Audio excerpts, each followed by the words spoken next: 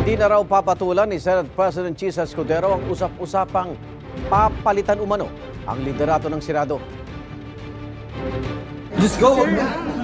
Kapatulan yung mga kwento niyong pagkabuhan. Sabi ni Escudero, bakit pa siya magkukomento sa mga anyay chismis na galing sa mga unknown source. Itinanggi rin ng ilang senador na may alam sila sa sinasabing kudeta sa Senado.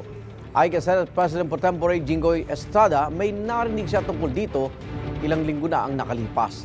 Itinanggi niyang siya ang papalit kay Escudero.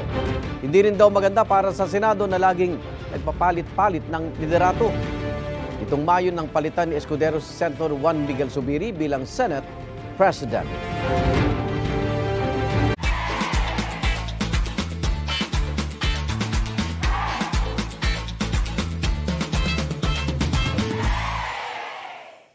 Igan, mauna ka sa mga balita. Mag-subscribe sa GMA Integrated News sa YouTube. Sa mga kapuso abroad, subaybayan nyo kami sa GMA Pinoy TV at sa www.gmanews.tv.